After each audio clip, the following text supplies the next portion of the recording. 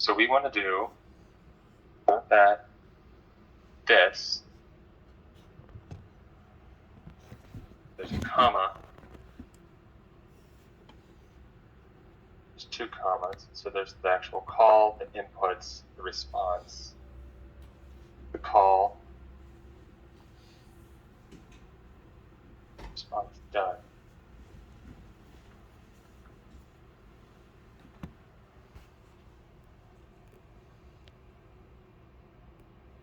We've got team list, comma, we're trying to capture the response, and then this is the response data map, what this is supposed to be doing. Oh, okay. You see the data map has two? Okay.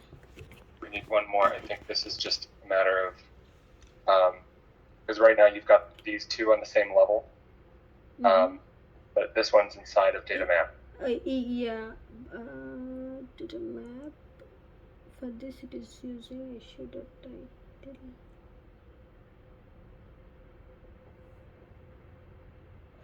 Okay.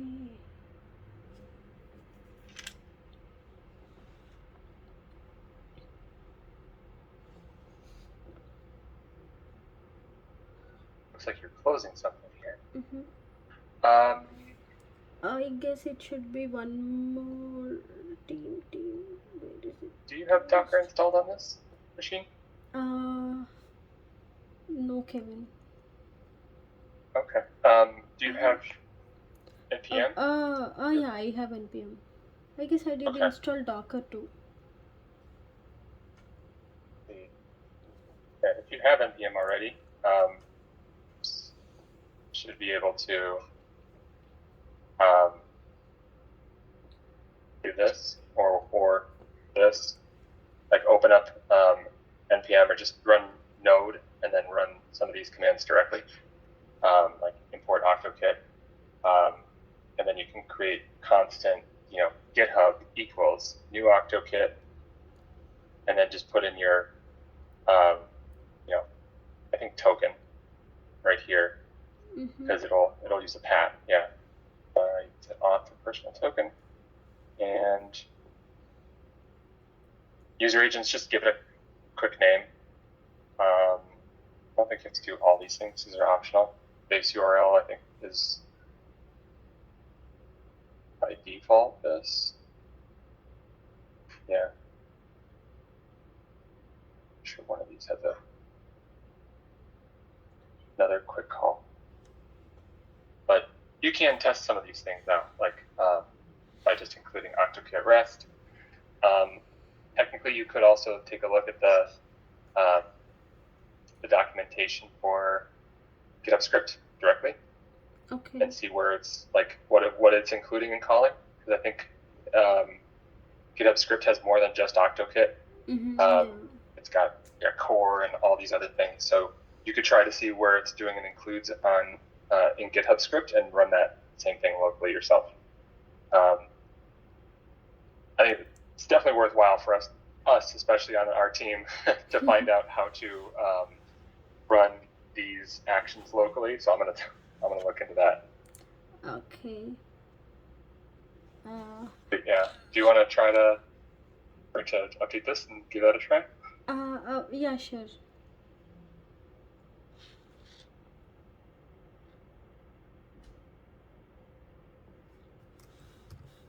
Oh, sorry.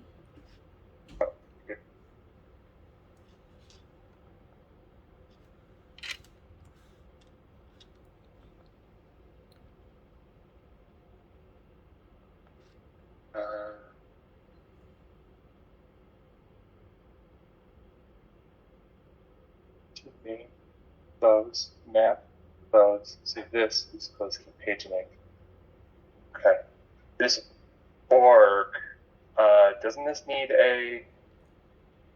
Is this the right way to go to do that?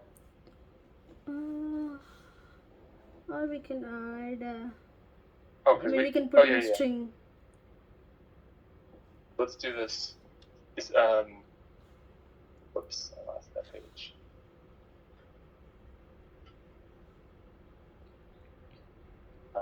This one is rest.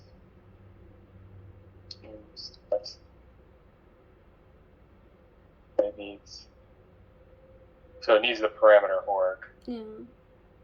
And that's. Oh, okay, cool. So that's what you're doing. Got it. We can also do this in one, I think, with like.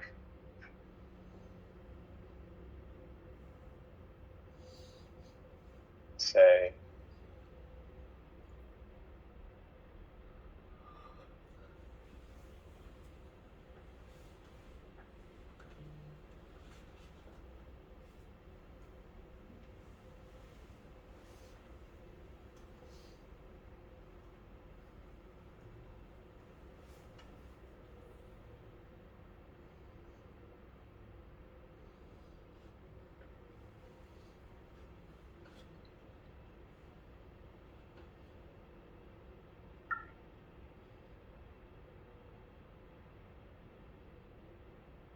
How it's formatted on that one?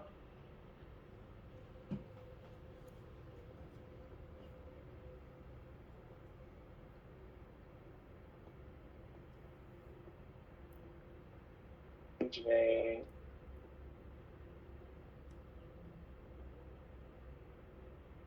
PGA.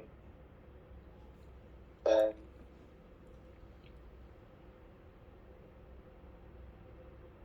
There it is. Okay, so they do put it on a new line. A response.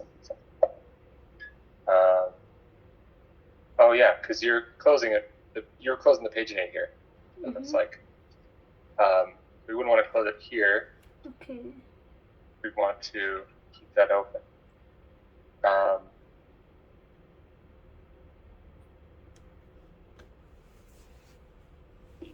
And we're not fully closing this, so yeah, it makes sense that they did that. That way. Oops.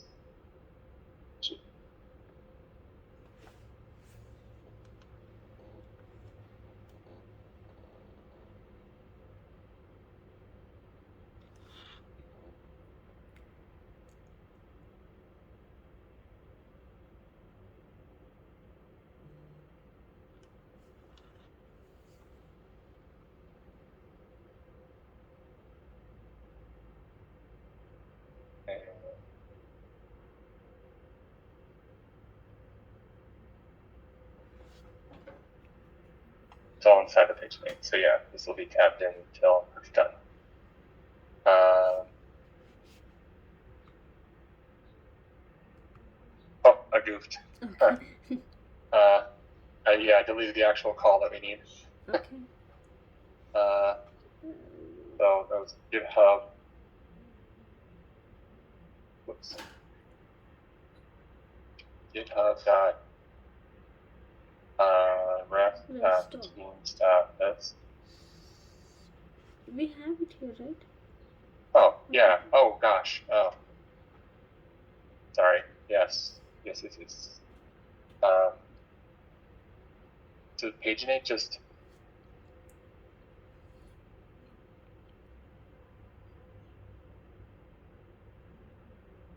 This for repo. Come on.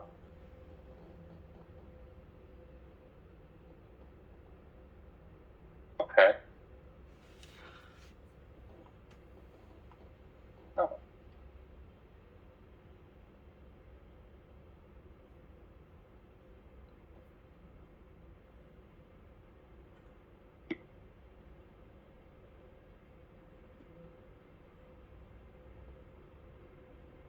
So inside paginate, we have the call we're going to make. So we'll just pull that back up here. And then we have comma.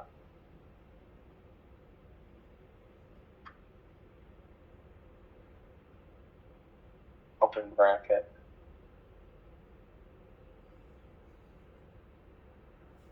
Okay, yeah, the stuff that we need. Good. And then close bracket, comma. Close bracket, comma, response. Response. Cool. Point issue. just going to go to response, data map, team name, San Francisco. Team name is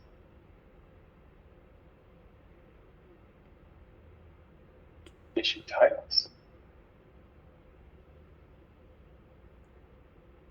Issue titles is now an array with the titles. Okay, so you need a then to capture what gets captured here, and then the then gives it a name. Mm-hmm. Okay, then I would go for dot then of teams.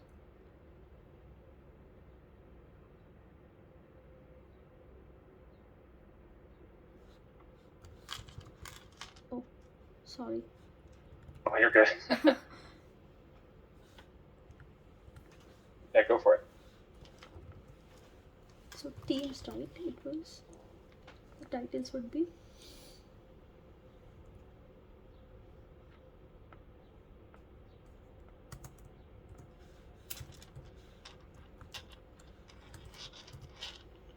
Yeah, and if you do that, then you won't need to do this let teams. Oh yeah. Possibly. And we'll see if they have an issue with that. This might be like breaking syntax and saying, hey, we're assuming that you've already created a variable before. We'll find out. But let me close this.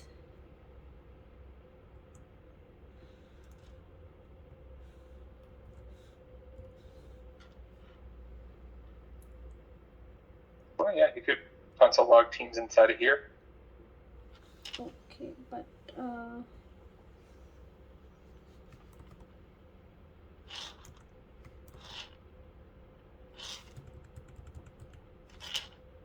because I'm not sure if this teams is going to be available only inside of this then. Mm-hmm. So printing it out twice actually would be a good idea. Make sure that okay. Yeah. No, just to be sure. Yes. Yeah. Add another little thing in console log here to say just do length or something. Just something for the log to split the two. So because I like debugging like that. I know it's the bad way to do it, but print outside of function.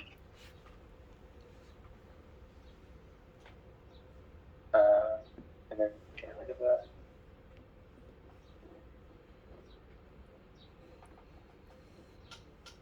I don't know if a wait is needed if we have it then, but we'll find out. Yeah. I guess we can remove,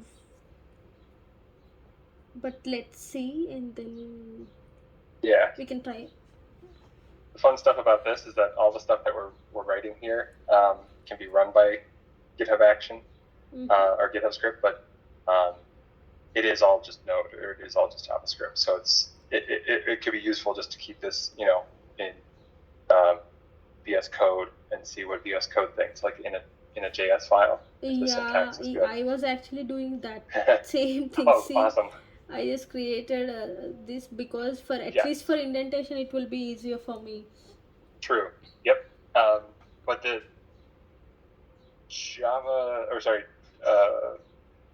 Visual Studio or VS Code won't know like that you're using Node in that because it's a YAML file. So you can just move the code into its own JS like you have up here, and then just check the syntax on the .js files. Okay. So I just use you can make a test.js, right, and then just plop some stuff in there, see if the syntax is correct or wrong with JS. This is for YAML. I have one for script. Oh, here you go. Perfect. Yeah, you already got it. Yeah. Yeah. This is much easier, at least, to debug. Yes. I mean, if you want, feel free to copy and toss it in here. Make sure that we don't that it looks all right for now. At least we'll try now and then. I hope it was okay. Yeah, let's try.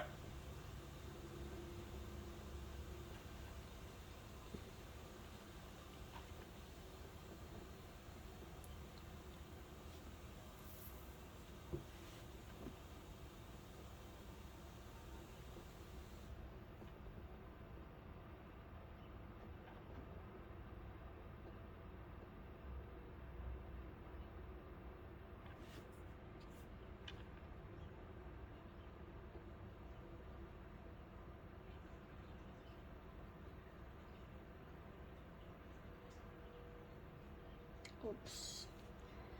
Yeah, it is printing, but what was the error? Teams is not defined. Oh, okay. So we need to use lit, I guess. Lit or right, Kevin? Is With lit well, we can define, I guess. look. So there's an error, but it is printing out all these different teams. If you Yeah. scroll down, is it because the teams is outside of the function? But yeah. So we did mention it in one and inside of the function too, right? Yeah, so the one inside of the function, or inside the then, is only available to be used inside then. So if we want to use that outside, then yeah, we can either set it. Yeah. So we could set it like you were setting it, let teams equals await, and then get rid of our then.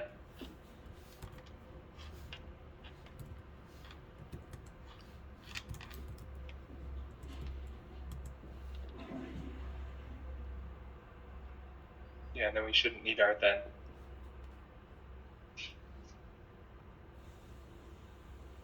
I can remove it all, right? Till here? Yeah, the whole, yeah, well, yeah, exactly. Cool. Team names, teams, okay.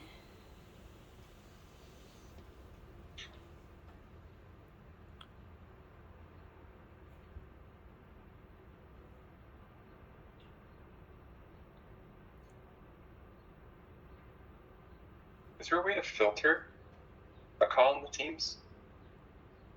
Like just to get top level parents?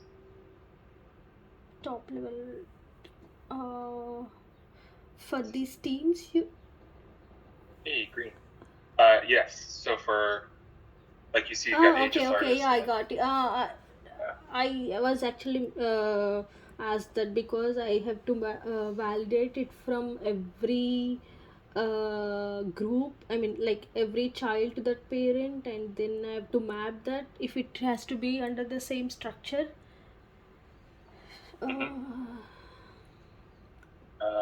Let's see.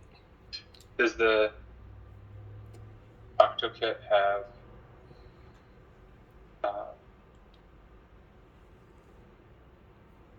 what was teams list, right? Test.teams.list per page. Okay. And you've got team.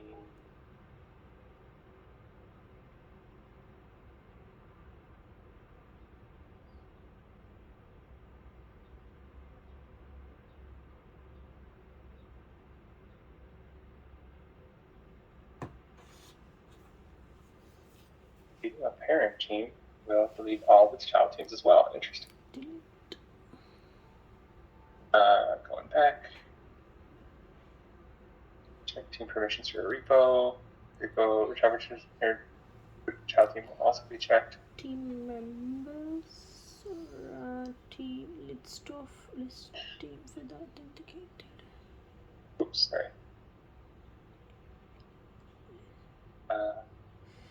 Yeah, check team permissions. Okay. Checks whether a team has that permissions. Yeah. Repos inherited through a parent team also be checked. Cool, good. And this is helpful because when we're adding repos, right, we shouldn't be going to a repo and then adding a team and then another team and then another team. We should be doing is, say we go to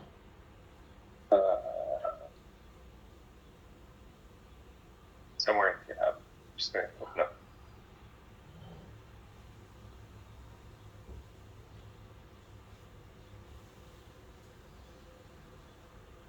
Internal somewhere. Edit. Teams. So like Strikers. Strikers is added, but admin right, that's not added. or the triage, right? The rest of them aren't in here. Mm-hmm. It's most likely because they have the same. They're children of strikers, and they have the same access as strikers. Mm-hmm. So we can see admin because this team is a child of strikers, but it has elevated access. Which is why, like, and when we add the parent, right? Let's say we're adding a team here, strikers. We shouldn't be adding each individual one here. Mm-hmm. We should be just adding the one, the parent. Okay, parent. And then we'll go to the parent. I mean, this is like when we do this manually. But this makes sure, like, at a minimum, we've added the parent, so we know that all the rest of them at least have read access to that repo. Okay. So if I go to what was not on the list, triage, and look at the repos, it's the same number of repos as the parent, 14. Mm-hmm. Even though triage wasn't in that list of the repo before, but this just has read access to everything, except this one. Okay. For some reason. I'm not sure why this is the case. I saw this yesterday. I'm not sure what's up with this. Like, we should be able to set that. Okay, maybe somehow we can't. Yeah. Oh, I think it's because I bet you strikers, the parent, has admin access on this. Okay. So if the parent has, let's say, the middle level of access, right, then all of the children will have right access. So you can't just give the parent highest level access because you're pretty much forcing all the children to have that level of access or above. So yeah, we go to strikers and we look in. There it is. This should just have read. And now that the parent only has read, let's make sure that we update the admin. Repos. Yeah, it was admin. And give it explicitly admin.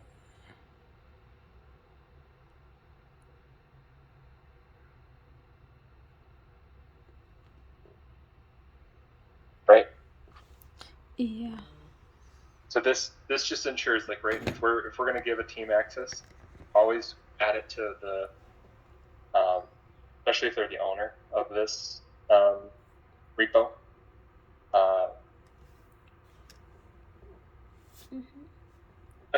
That's the part I'm not really sure about, like, what to do right off the bat, because when we create a new repository, we can easily say, okay, this person requested this team is supposed to have access, so we're going to add this, this new repository to the parent strikers or the parent team.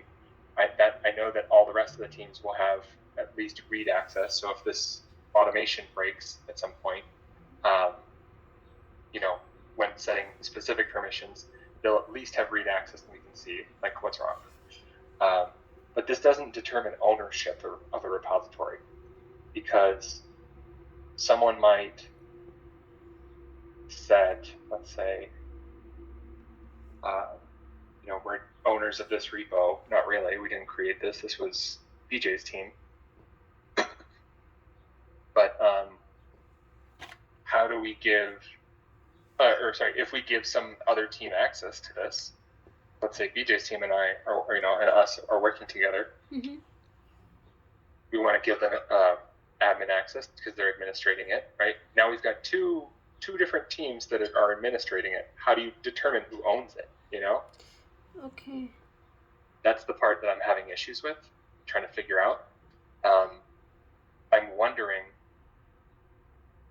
if we can just make our own rule. I mean, the goal for this is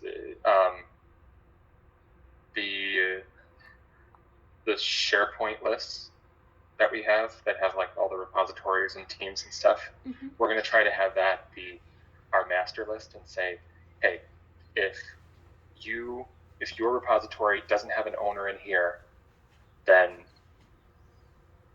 it's going to be considered abandoned. But we're going to make it required, right, that every repo has an owner.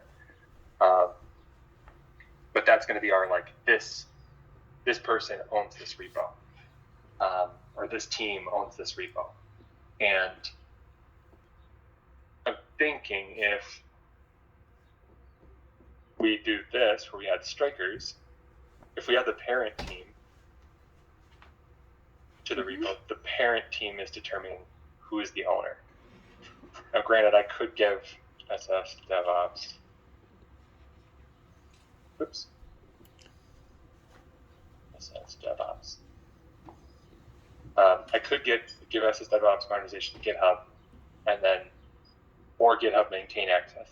If I give this access, the parent, then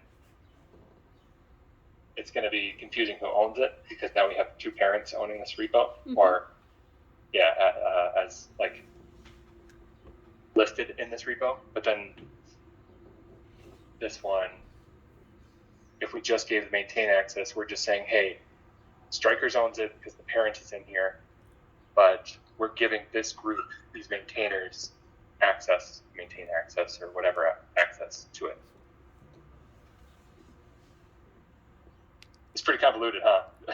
once you like let people, have their own access or maintain their own access, it's going to be hard to keep track of who owns what. Yeah, that's true, actually. Yeah. So, and like, what if somebody comes to us and they start saying like, oh, I need access to this repo. Well, how are we supposed to know that you do or you shouldn't, Yeah. Yeah, so that's where I'm kind of like,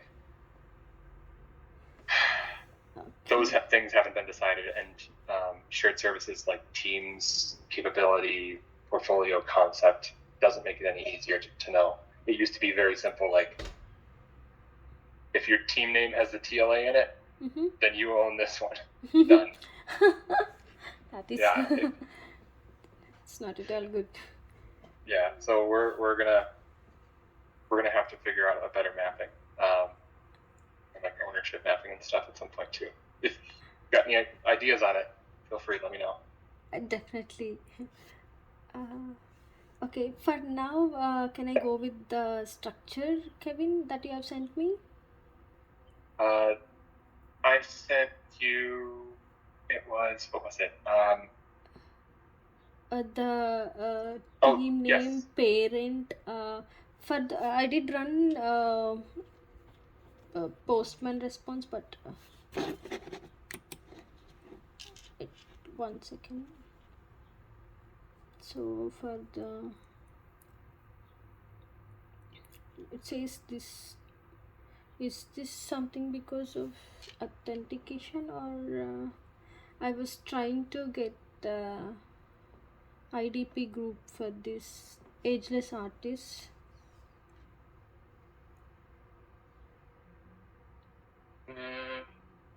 Try. Do you have this? Oh, you're not using an environment variable. What you can do is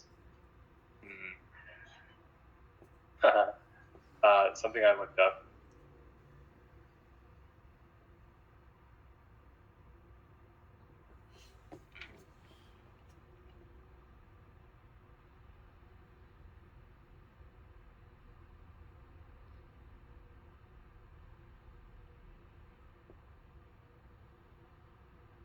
What was the name of that call?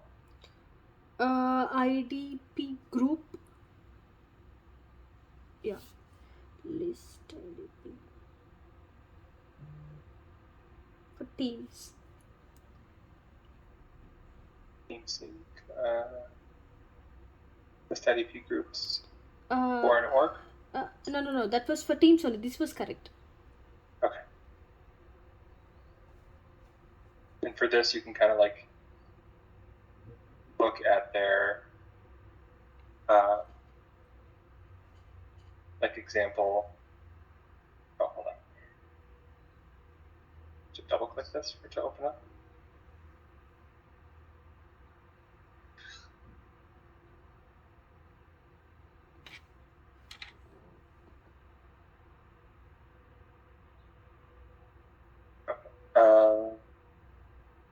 authorization,